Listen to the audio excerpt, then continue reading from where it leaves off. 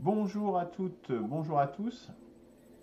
Aujourd'hui, dernière séance du Cercle du renouvellement constitutionnel pour cette saison, puisque nous allons faire une petite pause à la fois pour des vacances et pour des reprises d'études du côté de Christian. Donc nous reprendrons nos travaux sans doute euh, au printemps 2000, fin de printemps 2025 ou mi-printemps 2026, pardon. Et donc nous finissons cette saison, si on peut dire, par un sujet qui, un peu un serpent de mer, qui, qui fait beaucoup couler de salive entre nous dans nos réunions privées, euh, notamment avec Christian et moi, sur la question des transgressions. Donc c'est un débat un peu périphérique par rapport à nos travaux du cercle du renouvellement constitutionnel. Il est d'ailleurs également au programme, j'ai vu ça, du cercle du renouvellement spirituel. Bon, ce sera un peu la même présentation sans doute, mais bon, si on l'a fait, ou sinon ça sera peut-être un peu conjoint, on verra. Donc c'est moi qui vais le présenter aujourd'hui, puisque je suis porteur de cette notion. Donc, euh, pour faire cette présentation. Donc les transgressions. Euh, donc, le plan de la présentation, je dirais, il est en gros calqué sur mon ouvrage récent, donc La crise terminale du capitalisme, dont je reprends des éléments. Nous allons voir, j'ai déjà parlé de ce sujet des transgressions, donc une autre approche, je dirais un peu différente de ce que j'ai pu faire jusqu'ici. Donc, déjà, commencer par des définitions, un certain nombre justement de références antérieures donc sur cette notion. Et donc, en suivant le plan de la crise terminale du capitalisme, donc on va lister un certain nombre de contradictions du capitalisme et du fait qu'il y a des contournements, et parmi ces contournements, il y a justement la promotion des transgressions. Ce qui résulte de cette conjonction, donc des contradictions et des contournements mis en place par le capitalisme, c'est le caractère non durable de cette situation qui nous amène donc à la barbarie. Et je finirai donc par une synthèse, notamment en repartant sur des notions telles que sur l'ingénierie psychologique et ses impacts. Alors, commençons donc par une définition, donc celle du CNRTL. Transgression, fait de dépasser une limite. Bon, ça c'est la première définition la plus simple. On va au-delà d'une limite. Plus spécifiquement dans le domaine des sociales, c'est que lorsque l'activité des membres de la tribu ou du clan, d'une collectivité, est limitée par des prescriptions rigoureuses, dont la transgression est censée mettre en péril la collectivité dans son ensemble. Donc on comprend là le fait que cette notion de transgression et que ça nous amène justement à la déliquescence de la collectivité puisque ça met en péril. Donc c'est très important. Et dernière définition, je dirais, dernière variante, fait de progresser aux dépens d'autre chose, d'empiéter sur quelque chose, d'envahir. Dernière exception, je dirais, du terme de transgression, selon le CNRT. C'est vraiment les deux premières. Bon, après, la troisième aussi, elle n'est pas. Mais voilà, moins précis, je dirais, que les deux premières. Donc, un certain nombre de références antérieures. Donc, j'ai fait plusieurs émissions à ce sujet. Donc, les 15 et 20 juillet 2020. Donc, ça remonte déjà à plus de 5 ans maintenant. Donc, dépasser les transgressions et la société de consommation. Donc, je vous renvoie à ces émissions donc, qui vont donner déjà un premier arrière-plan. Et puis, notamment après une autre émission, un complément, je dirais, c'est un extrait de la vidéo de Guillaume Tanneux qui participait à nos travaux au début du CRC et du CDRS, mais bon, qui malheureusement a d'autres activités, donc il ne peut plus tellement s'occuper de faire ces travaux avec nous, et même sa chaîne d'ailleurs, il travaille beaucoup moins sur sa chaîne YouTube. Mais il avait fait une vidéo très intéressante sur le libéralisme, sur le donc 4, post-libéralisme, et justement où il y a un complément, je dirais, sur cette notion d'individu citoyen, qui conjugue justement l'aspect individuel d'une personne, hein, et puis également son volet social dans la société, le citoyen. Et puis, je dirais, référence majeure, on pourra en trouver encore d'autres, hein, mais celle-là est vraiment fondatrice, c'est donc Michel Clouscar, Néofascisme et idéologie du désir, mai 68, la contre-révolution libérale-libertaire. Donc là, je dirais, tout est dit, quelque part, presque déjà dans ce titre, puisque on voit bien que mai 68 n'est pas du tout considéré comme un mouvement révolutionnaire, mais un mouvement contre-révolutionnaire. Tout est là, en définitive. Idéologie du désir, justement, qui va aller vers les transgressions, et qui va même poindre, au moins au niveau psychologique, mais bon, ça, je dirais, il faut lire le livre, hein, je dirais que c'est un livre assez court, hein, quand même. Enfin, toujours facile à lire, Clouscar, mais bon, ça va quand même, il y a des passages quand même très, très abordables sur cette question. Vraiment, lui, le visionnaire, je dirais, de tout ça, dès son époque. Alors, si je pars, donc, comme je disais, je partirai du plan un peu des éléments qui existent dans le livre que je viens de terminer à la fin du printemps. Donc, en partant déjà des contradictions du capitalisme, pour bien comprendre d'où ça vient, tout ça. Donc, une des contradictions, c'est la contradiction numéro 6, c'est la finitude des ressources et des débouchés. Ça veut dire que l'idée, c'est de faire croître toujours la production de marchandises dans le système capitaliste, ce qui nécessite un certain nombre de ressources, fatalement. Donc, des matières premières, des sources d'énergie, des travailleurs, donc là, c'est le sujet qui va nous intéresser le plus en l'occurrence, mais également des espaces, donc voilà, hein, et des décharges également, pour pouvoir mettre les choses à la poubelle lorsqu'elles sont en fin de vie ou qui sont des déchets. Et puis cette marchandise produite, il faut qu'elle trouve des clients, qu'elle trouve des consommateurs solvables qui sont aptes à payer justement ces marchandises. Donc il faut également des débouchés. Donc sinon ça a été produit en pure perte, et donc là c'est une perte sèche pour le capitaliste. Donc il a besoin de s'étendre dans tous les domaines, aussi bien pour ses ressources que pour que la marchandise soit consommée.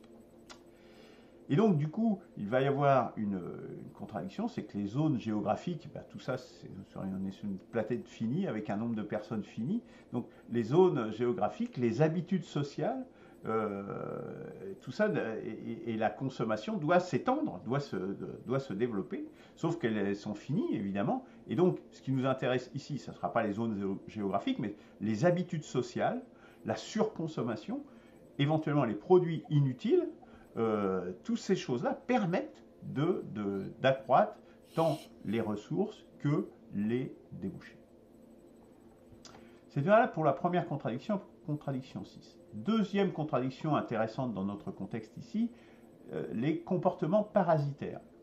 Donc aujourd'hui, le capitalisme, il y a une prééminence du capital financier sur les autres formes de capitaux, notamment les capitaux industriels et fonciers, par particulier, ce qu'on appelle la financiarisation de la société. Une évidence, je dirais, contemporaine. Et donc, qu'est-ce que ça implique, cette prééminence du capital financier? C'est qu'il y a une mise à distance du capital, du cœur du capital, de la réalité physique. C'est-à-dire qu'aujourd'hui, on détient des actions, si vous voulez, et puis il y a des traders qui vendent, qui achètent, etc. Ces gens sont complètement déconnectés de la réalité physique de ce qu'ils manipulent, en définitive. Ils achètent du blé, ils revendent du blé, ils rachètent du pétrole, etc. Vous achetez telle action de telle entreprise ou de telle autre, vous n'avez aucune idée de la réalité physique de ce qui se passe derrière de ce que vous achetez. C'est juste, le but est juste d'accroître votre capital. Donc ça génère tout un tas d'entités improductives qui sont en définitive plus ou moins des intermédiaires ou des refuges ou des conseils, enfin tout un écosystème en définitive d'entités improductives, donc qui ne sont pas en lien avec la réalité physique, mais qui vont je dirais, naviguer autour de ce capital, parce que là, le capital, c'est là qu'est l'argent, hein, c'est là que sont les masses d'argent. Donc vous imaginez bien qu'il y a tout un tas de parasites qui sont intéressés par ça. Et donc, c'est l'émergence notamment des paradis fiscaux, ou dans un autre domaine, le privilège exorbitant du dollar américain, ou est-ce que, comme c'est la monnaie d'échange internationale, eh bien, ils peuvent se permettre les Américains peuvent s'en permettre d'en émettre et de vivre à crédit, en fait, sur le reste du monde. Bon. Voilà, ces deux exemples de comportements parasitaires, il y en a une foule, en définitive. Pas tous les citer ici. Donc, d'un autre côté, notamment lié à d'autres contradictions que je n'évoquerai pas ici, il y a une fin de débouché pour les capitaux, parce que les capitaux se concentrent, et ils sont tellement concentrés, ils sont tellement gigantesques aujourd'hui qu'en définitive, c'est un peu l'expression, ils ne savent pas quoi faire de leur argent, et on en est complètement là-dedans. Sauf que le problème du capital, c'est qu'il doit toujours se renouveler et s'accumuler, parce que sinon il s'érode, notamment par le mécanisme de l'inflation.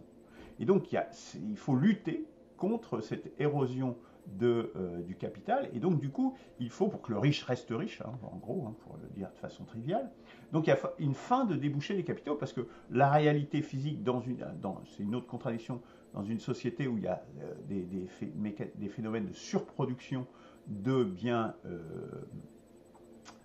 solvables, et bien du coup il faut trouver des endroits où investir. C'est ce qui crée ces bulles spéculatives que l'on connaît régulièrement. Et donc, il y a un certain nombre de lobbies opportunistes, évidemment, qui trouvent un terrain de jeu profitable et qui créent en fait des modes qui sont complètement créés artificiellement et qui vont faire que on va créer un besoin qui n'existe pas. Hein. Donc, on va créer des modes. Et voir des comportements régressifs, notamment en termes d'efficacité technique. C'est assez évident, je dirais, dans le domaine énergétique aujourd'hui. On voit bien que les éoliennes, par exemple, ou les panneaux solaires, c'est beaucoup moins efficace que de brûler du pétrole ou de fabriquer de l'électricité à partir de l'atome. On a une régression importante de l'efficacité technique qui recrée donc du besoin. Mais ça, c'est aussi des modes, hein, le lobby écologiste est à l'œuvre là-dedans, hein, et c'est très concret, hein, puisque avec l'Allemagne aussi s'est servi de ça pour essayer de détruire l'industrie nucléaire française à son profit. Donc des modes créés artificiellement, bon là c'est dans le domaine informatique, ce qu'on appelle les nouvelles technologies, bien souvent, elles sont juste nouvelles, elles ne sont pas meilleures que les anciennes, elles sont même parfois bien pires que celles qui sont existantes, mais elles sont nouvelles, ce qui permet de revendre des produits, de revendre du conseil, de revendre des prestations de services en informatique. Hein. C'est très, très fréquent, les gens qui travaillent en informatique connaissent bien cela, s'ils ont les yeux ouverts. Autre contradiction, je vais essayer d'accélérer un peu, engendrement d'alternatives radicales. Donc le capitalisme engendre un certain nombre d'alternatives radicales, donc des résistances au capitalisme, des oppositions qui sont virulentes, car adossées à des classes sociales. Donc il y a deux grandes oppositions virulentes, au moins historiquement, les bourgeoisies nationales. Bon, la bataille, la guerre aujourd'hui en Ukraine et entre la Russie et l'OTAN, c'est typiquement ça. C'est une bourgeoisie nationale qui refuse de se plier à l'hégémonie des multinationales américaines et principalement. Et puis d'autre part, le salariat, il y a eu d'autres alternatives systémiques qui en sont venues là, hein, donc notamment le communisme, le socialisme, toutes les tentatives, même le fascisme, hein, dans ses principes au moins, hein, fasciste historique d'extrême droite, et tout le mouvement, je dirais, des troisièmes voies, des De Gaulle notamment, des Nasser, etc., etc. Donc tout ça, cette contradiction-là, formait, au moins au XXe siècle, une menace existentielle sur le capitalisme. Aujourd'hui, c'est moins le cas, mais on verra que ça reste quand même le cas, puisque la guerre aujourd'hui en Ukraine, elle est quand même bien du contemporaine. Ou ce qui se passe au Moyen-Orient aussi, bon, pas développer, mais crée quand même une menace existentielle sur le capitalisme. Et puis il y a encore des occurrences socialistes, bon, vous pensez au Venezuela ou à la Chine, par exemple. Quand même pas des poids légers. Donc, 9e, je dirais, contradiction. Dernière contradiction, la numéro 10, fin sociale et humaine inassouvie. C'est-à-dire que derrière le capitalisme, il y a toujours, enfin d'ailleurs tout système, il y a toujours une idéologie qui va justifier sa légitimité. Donc, cette idéologie justificatrice, c'est d'une part, premièrement, je dirais, le libéralisme, l'utilitarisme. C'est un premier volet, je dirais. Deuxième volet, tout ce qui est aspect droit de l'homme, état de droit. Deuxième volet justificatif. Et dernier, troisième volet, c'est le matérialisme. Mais le problème, c'est que ces idéologies justificatrices, qui remplacent d'autres idéologies, notamment religieuses, qui existaient auparavant, ou guerrières, n'épuisent pas les aspirations de l'homme. Parce qu'on a réduit, en définitive, le champ de l'humanité au pur matérialisme. Et donc, on a une fin qui est inassouvie de spiritualité et de sentimentalité. Or, ça, c'est nécessaire à toute civilisation. Donc, on voit bien que là, on a une contradiction très importante, et c'est notamment dans la pyramide de Maslow, dans laquelle il a ajouté notamment une pointe un peu plus tardivement dans ses travaux, qui est le besoin de dépassement de soi, de self-transcendance, il appelle ça, et donc qui fait partie, je dirais, de notre humanité. Voilà pour les contradictions. À partir de ces quelques contradictions, il y a eu genèse, je dirais, des transgressions contemporaines. Il y en a eu par le passé, je cite notamment Voltaire dans mon livre, mais les contradictions contemporaines viennent d'un certain nombre de contradictions, donc le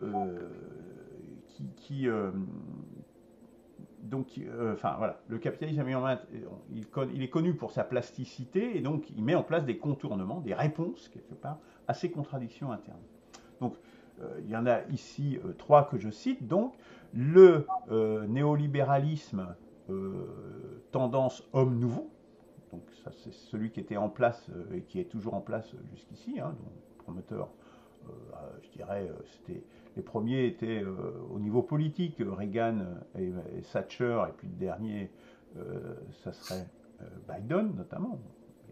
Les Macron et tout ça sont tout à fait là-dedans. Donc, néolibéralisme, variante homme nouveau.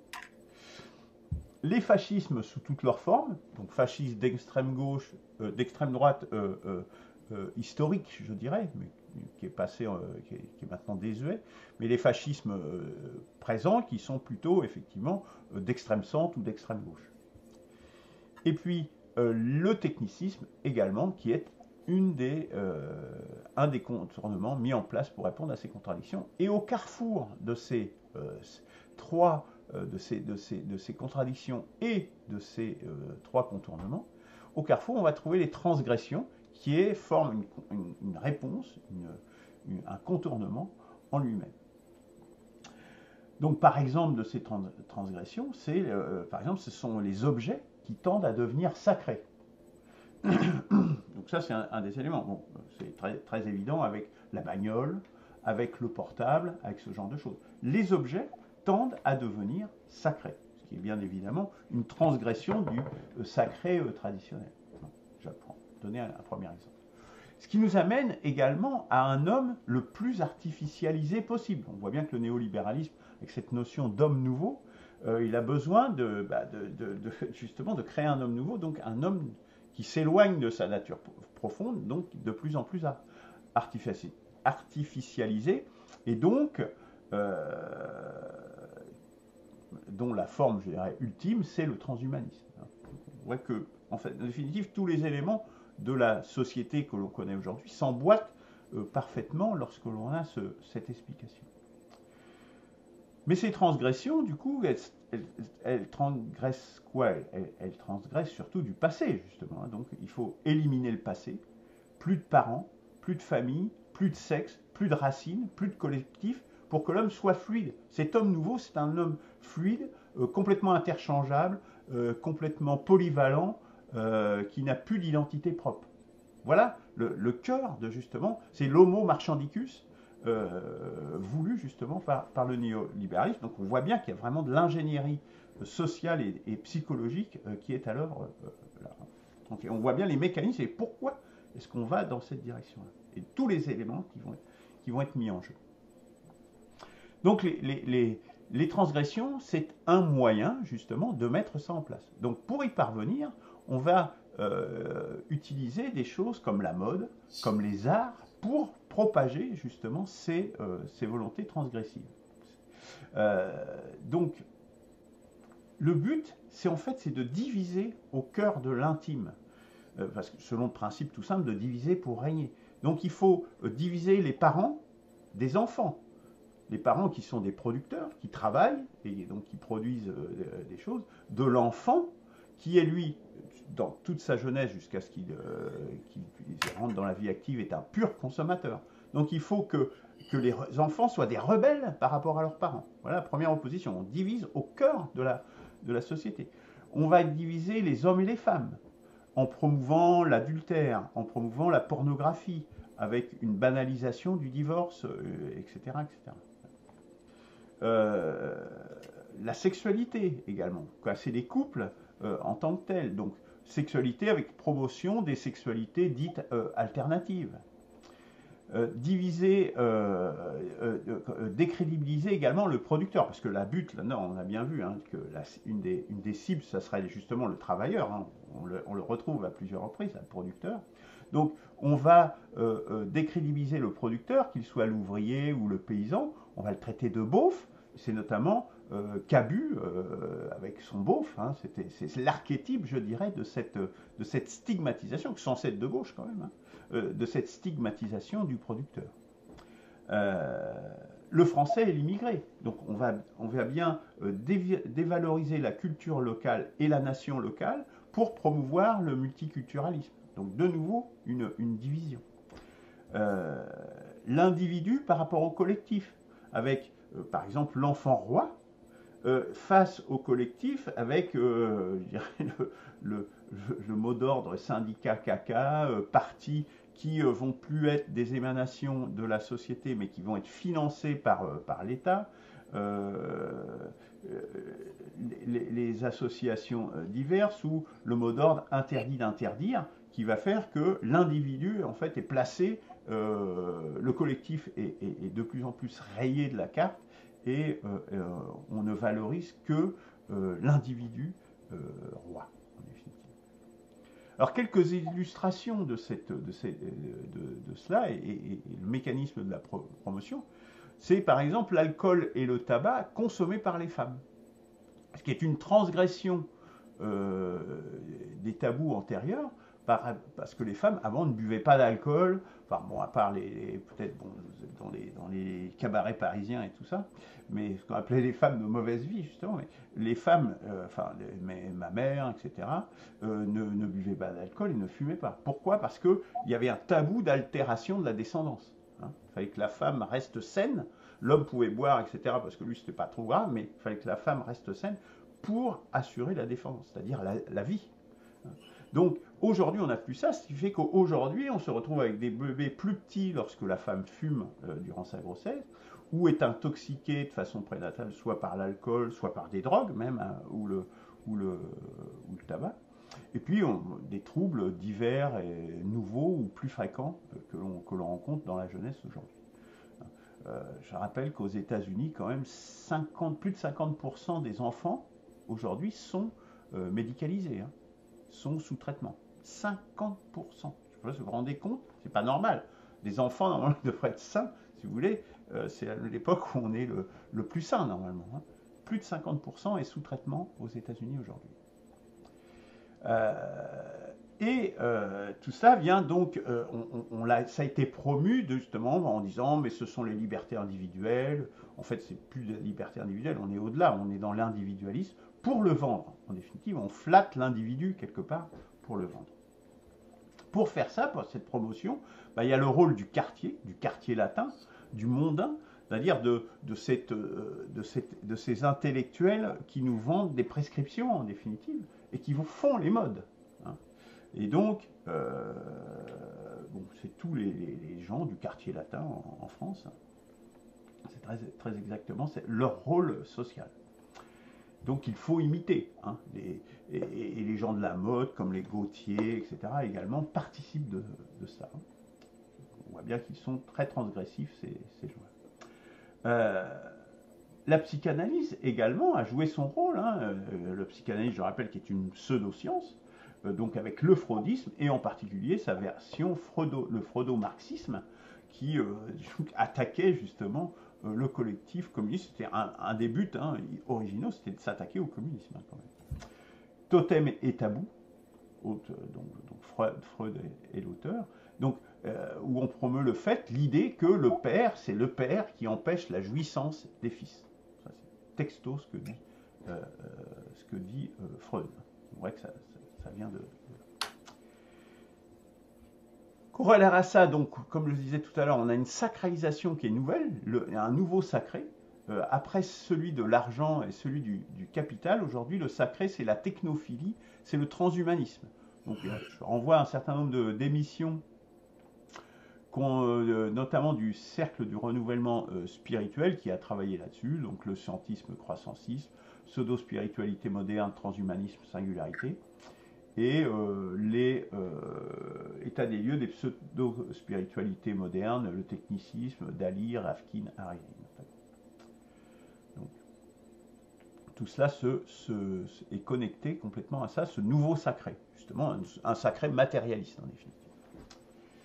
Alors, quelques autres champs dans lesquels s'exercent les transgressions, c'est par exemple le courant du bien-être ou du plus-être, c'est-à-dire au travers, par exemple, de substances, donc par des drogues, par de la surmédicalisation, fentanyl notamment.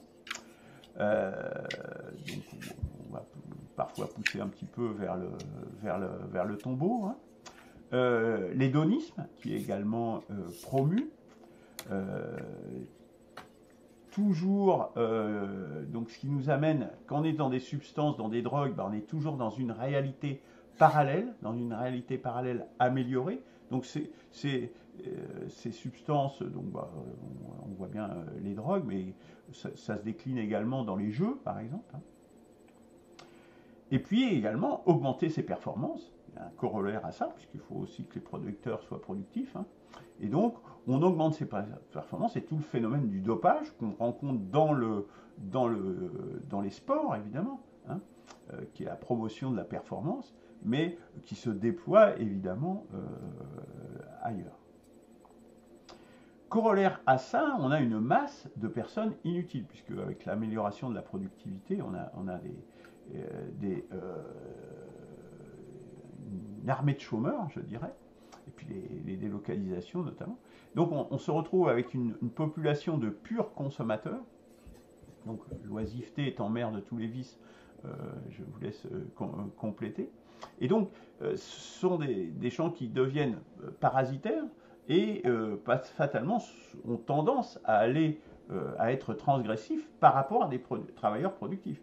N'avez-vous jamais entendu quelqu'un qui vit des allocations adultes handicapés ou un chômeur se moquer d'un travailleur parce qu'il va travailler, alors que lui, moi je gagne de l'argent à rien faire, à rester chez moi ou être dans des formations, il est dans des formations à vie. Donc ces gens, des paramilitaires transgressifs qui maintenant se moquent même carrément, alors que c'est vraiment là une transgression totale, je dirais, des gens qui travaillent. Hein. Moi je l'ai entendu plus d'une fois, hein, par différentes personnes. Hein. Donc, on est vraiment là-dedans. Hein. Je pense que tout le monde l'a rencontré. Et je dirais le summum de ça, c'est le revenu universel. Le revenu universel, c'est vous êtes inutile, vous ne savez rien parce que vous n'êtes pas assez productif, hein, justement. eh ben, c'est pas grave, on va vous donner un revenu, puis vous serez un sous-homme à vie. Transgression égale dérivatif. Alors, c'est une nouvelle forme de fascisme, parce qu'en définitive, ces dérivatifs, au fond, ce sont des leurs. Et les gens inutiles notamment, ils le savent très bien. Tous ces dérivatifs, tous ces changements de sexe, par exemple, ces choses, tout ça, ce sont que des dérivatifs, ce sont que des leurs. Et le fond de l'âme le sait. Et ça, c'est extrêmement important, parce que on sait qu'on ment, en fait. On sait qu'on vit dans le virtuel. Et donc, il y a une nécessité corollaire à ça, puisqu'on le sait au fond de soi, il y a une nécessité de refouler cette expression de la liberté véritable qui remonte du fond des cœurs. Ça, c'est extrêmement important. Il faut que ça soit refoulé, il ne faut pas que ça puisse s'exprimer. Surtout pas. Hein, c'est ce que, notamment, comment il s'appelle, Gourcuff, qui expliquait ça sur les gens qui étaient dans des sectes, notamment. Il disait que les gens, en définitive, pour les faire sortir des comportements sectaires, il fallait que leur dire, mais quand tu as des pensées qui viennent du fond de toi et que qui sont en contradiction avec je dirais, l'idéologie dans laquelle tu baignes, l'idéologie sectaire en l'occurrence, eh bien, plutôt que de la réprimer, il faut que tu la laisses s'exprimer. Tu n'as pas à avoir peur des pensées qui viennent du fond de toi. Ça, c'est extrêmement important. Et donc, dans ceux qui promeuvent les transgressions, il ne faut surtout pas que ça s'exprime. Il ne faut pas que ceux qui dénoncent les transgressions puissent s'exprimer. Et donc, il faut les faire taire violemment, ceux qui osent contredire et critiquer les transgressions. Ça, c'est extrêmement important, et peut-être on va le voir dans notre discussion après. C'est d'ailleurs pour ça qu'on a ces notions que vous connaissez, hein, que vous avez entendues à la télé, à la radio, de cordon sanitaire. Mettons un cordon sanitaire derrière ceux qui pensent pas bien. Stigmatisation de la pensée, donc de la liberté de pensée et d'expression, avec tous les termes en phobe, islamophobe, bidulophobe, transphobe, tout ce que vous voulez. Tout ce qui est phobe, phobe ça veut dire maladie, hein, ça veut dire peur de quelque chose, à un point maladif. C'est-à-dire qu'on stigmatise, c'est-à-dire qu'on vous dit, bah, vous êtes un fou en définitive. C'est ça que ça veut dire quand on appelle quelqu'un phobe. Pénalisation de la liberté d'expression. Aujourd'hui, il y a plein de domaines où la liberté d'expression n'est plus possible, justement parce qu'il faut empêcher que ça s'exprime, empêcher que des gens Si c'était faux, si vous voulez, si c'était du complètement n'importe quoi, vous pouvez le laisser s'exprimer, ça n'a aucune importance. Mais là, le problème, c'est que le fond de l'âme sait que c'est un mensonge. Et donc, si ça s'exprime, ça peut éveiller les gens. Et donc ça, c'est extrêmement important. C'est la raison pour laquelle on se retrouve dans la situation des gens. J'en arrive à la synthèse. C'est un peu long, mais le sujet le vaut, je crois. Sur, en définitive, ce qu'on appelle l'ingénierie sociale, et en l'occurrence l'ingénierie psychologique. En fait, ils ont mis dans la tête, dans celle des prolétaires, en particulier, un imaginaire bourgeois, c'est ce que nous explique Kluskar, dont le seul but, désormais, serait de s'émanciper. Hein, de s'émanciper de tout. De tout ce qui fait le passé, de tout la construction sociale collective qui nous a amenés jusqu'à ce que nous sommes aujourd'hui. Et cela au détriment de la vraie émancipation, parce que au sens, je dirais, réaliste, matériel, la vraie émancipation, ça serait de récupérer la plus-value qui est extorquée, c'est-à-dire le résultat de l'exploitation, ce qui fait qu'on dégage de la plus-value et que le capital peut s'accumuler. Et cela par la consommation, et en particulier par la consommation transgressive. Bon, j'ai cité Kluskar rapidement. Il dit à un moment donné,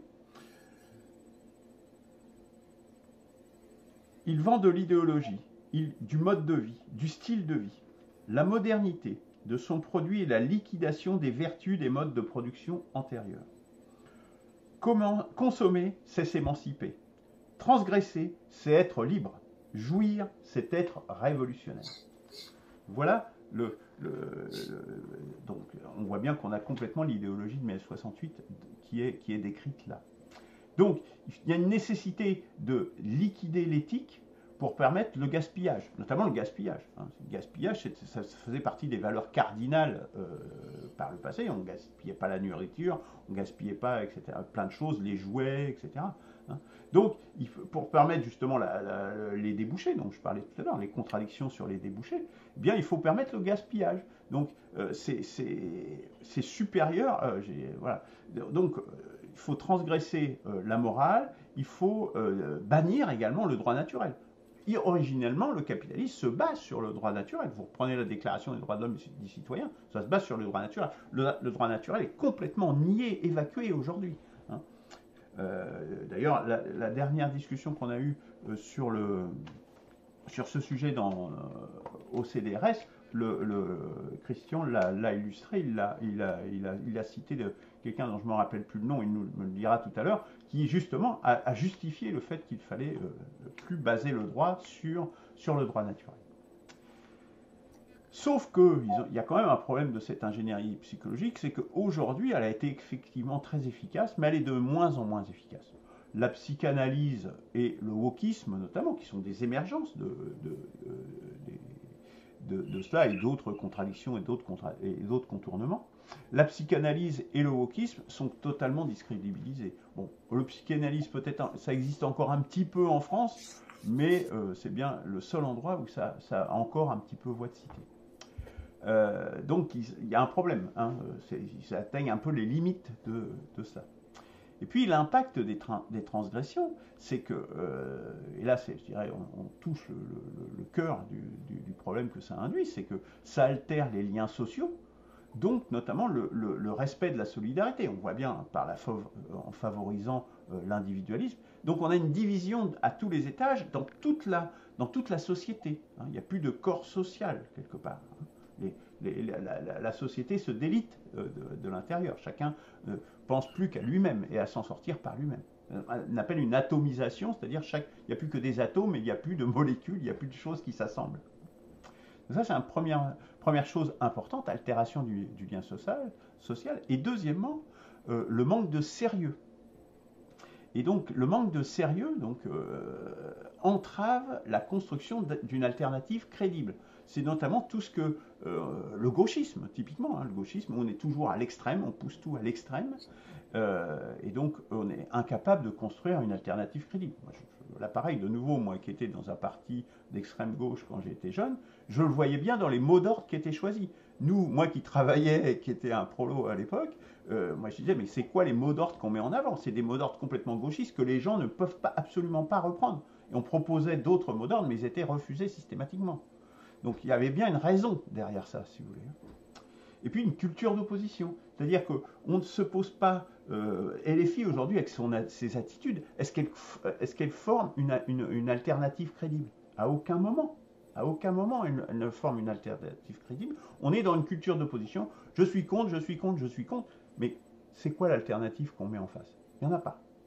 Donc on est là, dans ce manque de sérieux, qui vient également de ces idéologies transgressives. Les effets de cela, je terminerai là-dessus, c'est que ces deux facteurs que je viens de citer favorisent donc grandement le néolibéralisme. Ça, je dirais, c'est l'effet direct et ce qui fait qu'il se maintient aujourd'hui. Et malgré la crise terminale dans laquelle il se trouve, ce qui permet à un Macron, par exemple, d'être transgressif s'il en est, marié avec une femme qui a plus de 20 ans que lui, hein, notamment. Ça, c'est encore un autre exemple de transgression. Donc, qui n'a pas d'enfant. Donc permet à conforter le néolibéralisme, d'une part, mais d'autre part, ça détruit la société. Et ça, c'est un effet induit, donc destruction de la société, et donc plonger dans la barbarie. Voilà, j'en ai terminé de cet exposé, certes long, mais je pense qu'il était nécessaire pour bien comprendre de quoi il s'agissait. Christian, je pense que tu as beaucoup de choses à dire. Alors, que je règle quelque chose. Hein.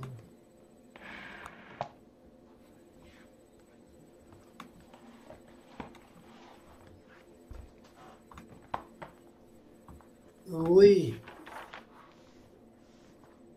Bon, merci Luc pour cet exposé très copieux. Oui.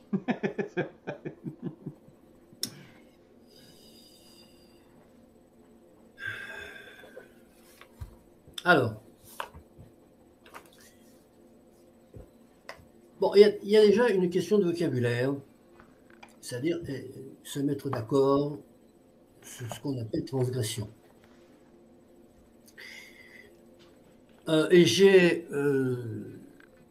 il a fallu quand même que j'attende la fin de ton exposé pour comprendre ce que tu appelles transgression, finalement.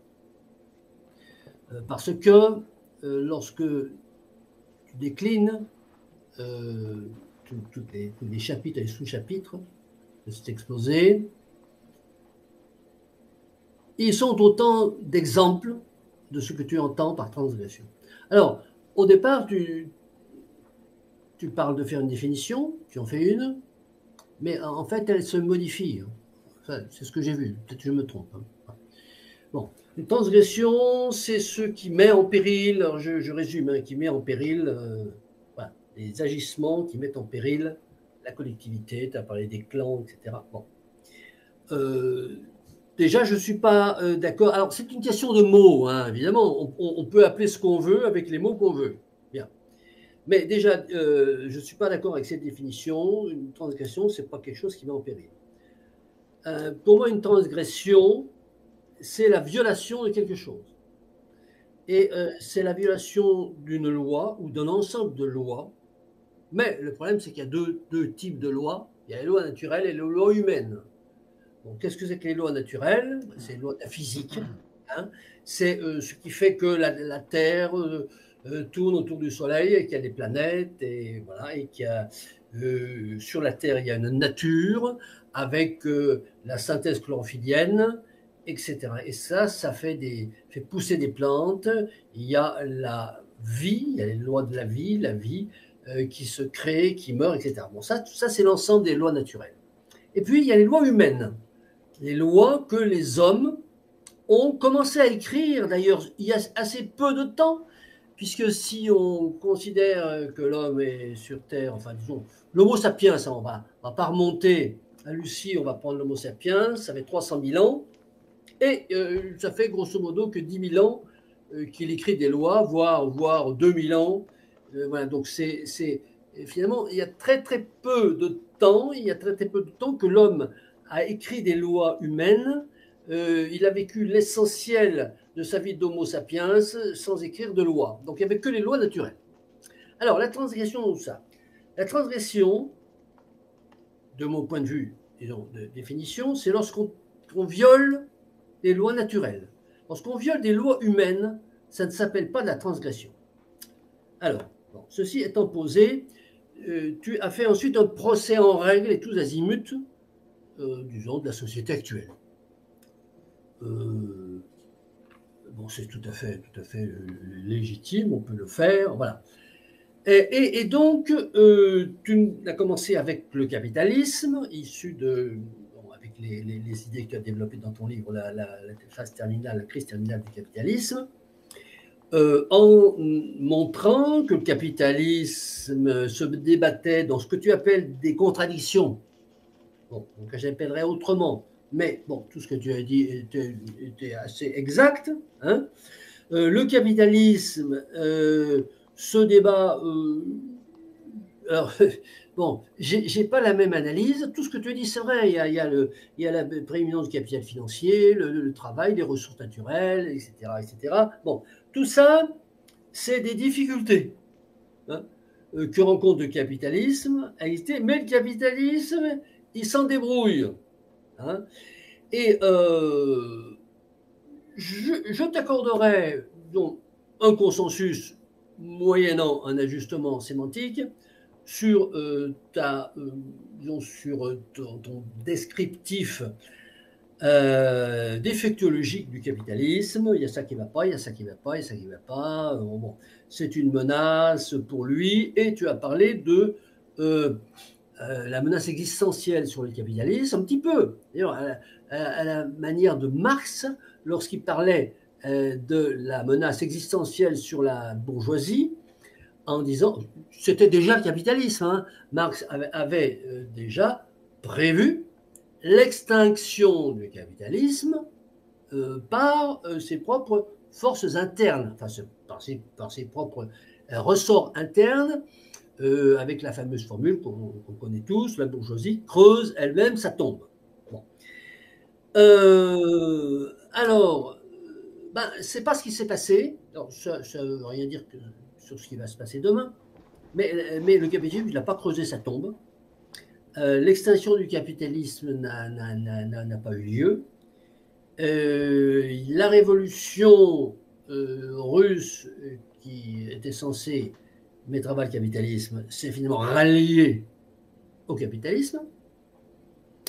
Et le capitalisme, alors, qui a tous les points faibles que tu as cités, eh bien pour moi aujourd'hui, l'analyse que je fais, c'est qu'il est florissant. Il est florissant, le capitalisme. Voilà. Bon, il est florissant. Alors, on va citer des chiffres. Bon, je ne vais pas citer des chiffres, je n'ai pas préparé ça, non.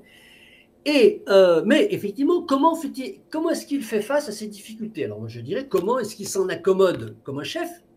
Bon, et toi, tu dirais, mais non, il est face à une difficulté, c'est la crise terminale, il va bientôt s'écrouler demain matin.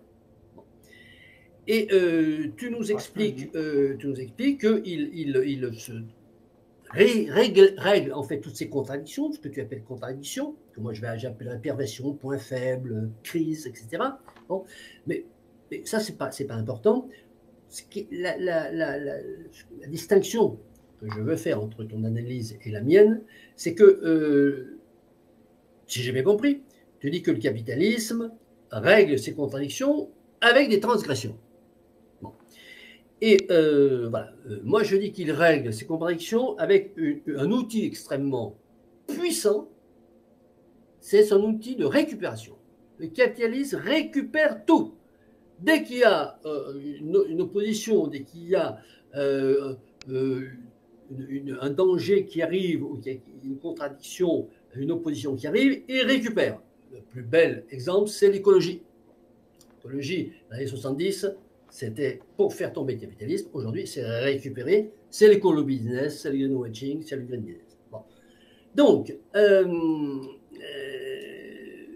l'outil du capitalisme pour contourner, je reprends tes mots, l'outil du capitalisme pour contourner ces difficultés, c'est pas des transgressions, c'est des récupérations. Alors, toi, qu'est-ce que tu appelles transgression?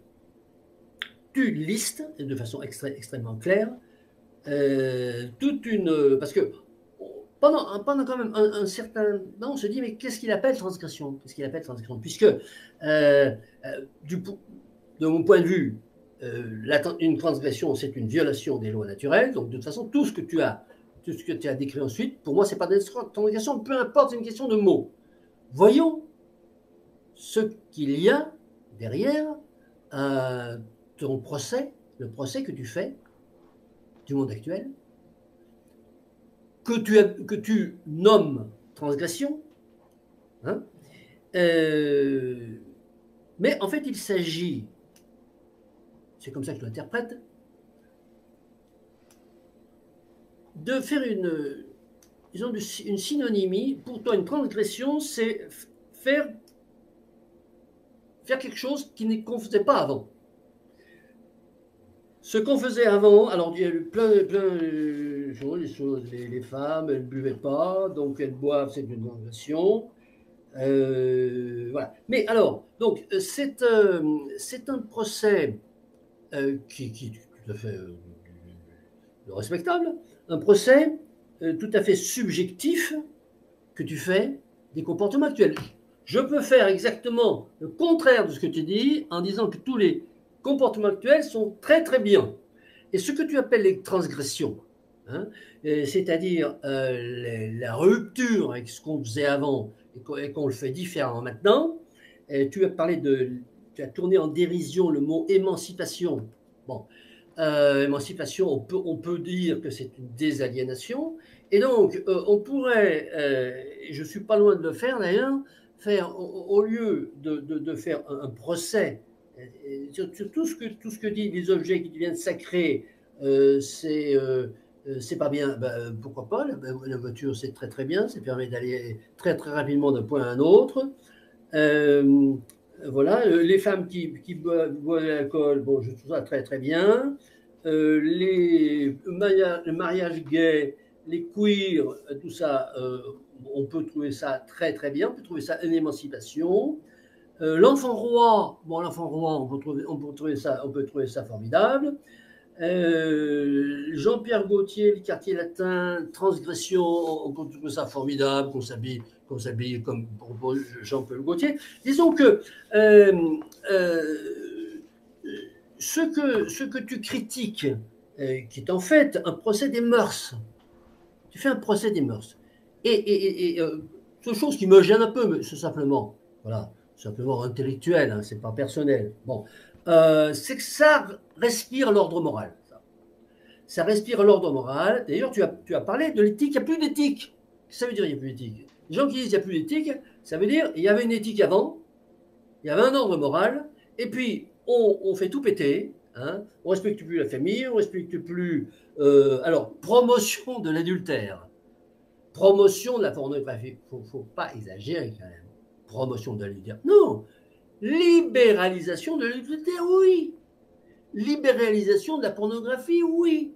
Bon, promotion, oui, alors, promotion, tout est marchandisé dans notre société actuelle. C'est bien, c'est pas bien. Bon, moi, je ne fais pas de procès subjectif. Je ne fais pas de procès subjectif. Les gens vivent comme ils veulent actuellement. Hein. On peut faire un procès point par point, comme tu l'as fait, avec ça, c'est pas bien, ça, c'est pas bien, ça, c'est pas bien, avec derrière toujours, c'était mieux avant, c'était mieux avant, c'était mieux avant. Bon, voilà. Moi, ça ne me dérange pas la façon dont les gens vivent actuellement.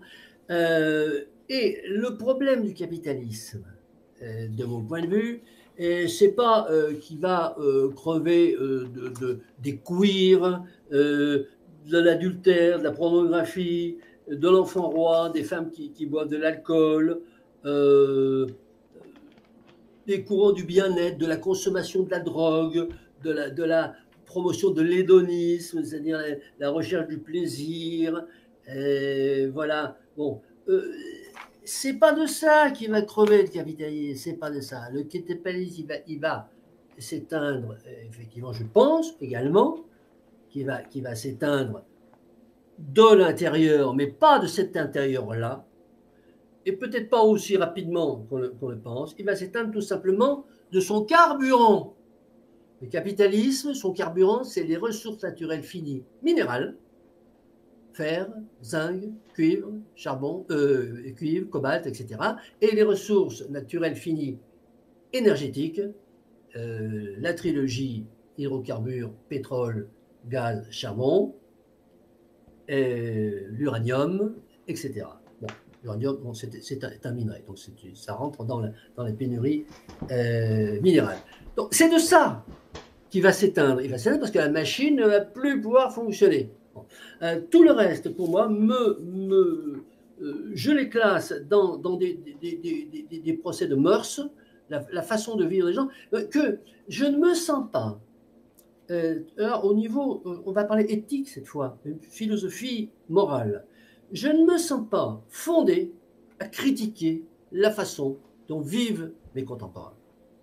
Je me sens simplement fondé, en toute modestie, à les prévenir par le fait que j'ai bien étudié les courbes, etc., à les prévenir qu'ils sont sur un mode de faire valoir économique qui n'a pas d'avenir, qui a produit des choses. Alors, je serais presque, quand j'entends ton procès défectologique, je serais presque tenté de faire un contre-projet, de faire une apologie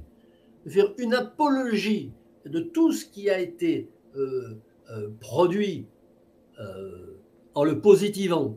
Je ne dis pas que tout ce qu'a fait le capitalisme, ça a fait des choses extraordinaires, mais je pense qu'on est en mesure de faire une énumération, une panoplie de choses extraordinaires, hein, qui ont été. Je pense qu'on a vécu, on est en train de vivre une période, hein, avec les choses les plus extraordinaires que l'homme a jamais pu imaginer. Elles sont en train de devenir réalité. Parce que, bon, on va prendre le summum de tout ça. Tu as parlé, bien entendu, du transhumanisme, hein. L'intelligence artificielle, c'est quelque chose d'absolument extraordinaire. Bon, il suffit de dialoguer avec ChatGPT, ce que je fais tous les jours maintenant, bon, posant des questions les plus difficiles, les plus compliquées, pas des questions pièges, mais de voir la façon dont il répond. Bon, eh bien là, je suis totalement admiratif devant la production intellectuelle de cet outil, technique. Voilà. Bon, donc, je ne saurais valider une critique en règle de la façon de vivre actuelle, incluant les mœurs, et surtout les mœurs. C'est une chose à laquelle je ne veux pas toucher et laquelle je ne me sens pas dangereux. Les gens vivent comme ils ont envie de vivre, leur sexualité comme ils ont envie de la vivre. Voilà. La seule frontière, la seule limite, c'est ne pas créer une nuisance objectivement mesurable à autrui. Alors, nuisance objectivement mesurable, ça veut dire si un tel considère que ma façon de vivre, mes mœurs, hein, ampute son patrimoine génétique ou son patrimoine financier, quand on m'en apporte la preuve. Et à ce moment, je dirais qu'il y a une nuisance, effectivement, on va être dans une mise en péril, mais de toute façon, voilà, j'appelle pas ça une transgression.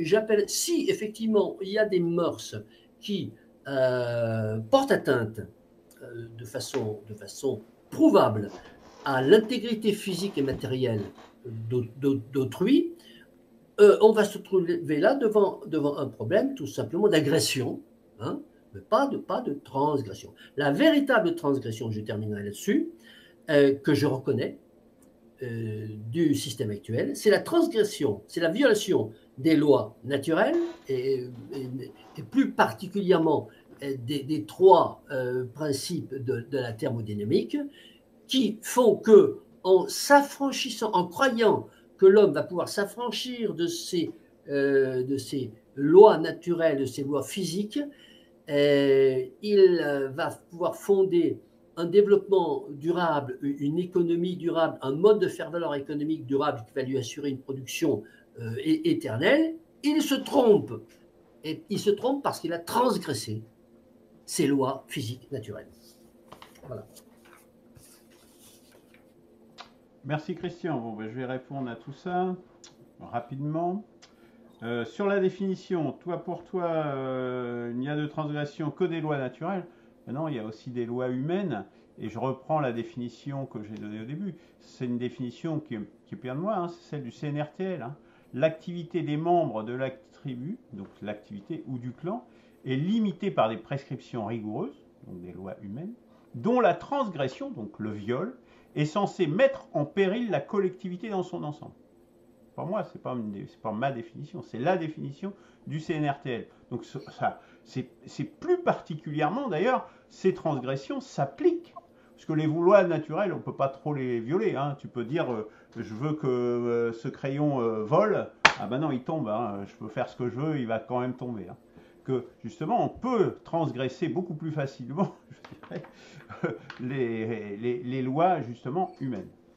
Précisément le contraire, je dirais. Si je devais dire ce qu'on peut transgresser, ce sont que les lois humaines et pas les lois naturelles. Justement, les lois naturelles, elles s'imposent à toi. Donc on est complètement à l'opposé là. Tu dis le capitaliste s'en accommode, il se débrouille. Oui, il est extrêmement plastique, puisqu'il met en place, justement, tout un tas de contournements, ce que n'avait pas vu Marx. Notamment, une des limites du marxisme, justement, c'est qu'il n'avait pas vu que il pourrait incorporer, justement, et mettre à son profit même, des progrès sociaux, avec le Fordisme, le keynésianisme, notamment, des choses comme ça. Il recycle des trucs, et ce qui lui permet, par une forme de socialisation, hein, j'en parle d'ailleurs, hein, socialisation rampante dans mon bouquin, ça fait partie des contournements qui sont mis en place, en fait, de s'adapter toujours. Sauf que la thèse que je dis, hein, c'est pas les contournements, c'est pas que les transgressions. J'en identifie 10 des contournements. C'est un de ces-là, des transgressions. Il y en a d'autres. J'en ai évoqué quelques-uns. C'est justement par ces contournements. Sauf que la conjonction des contradictions et des contournements, je les reprends un par un, et je montre que ça aboutit à une situation qui n'est pas durable. C'est ça le problème. Et donc, c'est ce qui fait que cette crise est terminale. Même si l'agonie peut durer très longtemps, je ne dis pas ça va s'effondrer là, demain, j'en sais rien. Hein. Ce que je dis, c'est que ça aboutit à une situation non durable parce que c'est destructeur de la société. C'est ça la barbarie. Destructeur des civilisations et de la société. Donc voilà, ça c'est déjà des éléments importants. Tu dis les transgressions, c'est on transcrit par rapport à ce qu'on faisait avant. Oui, plus ou moins, mais c'est pas tellement pour ça le problème des transgressions. Le problème des transgressions, c'est qu'elles ont des effets physiquement mesurables délétères. Le fait que les générations aient plus d'enfants, c'est mesurable délétère, puisque les gens, avant, ils avaient, évidemment, ça se réfère à un passé, mais ça, on se réfère forcément à un passé dans tous les domaines. Hein. C'est le principe de causalité qui aussi se réfère à un passé. C'est le fait de ne plus avoir d'enfants. Tu avais 3 enfants, tu n'en as plus 0, 1. Voilà. Ça, c'est un fait. C'est pas une...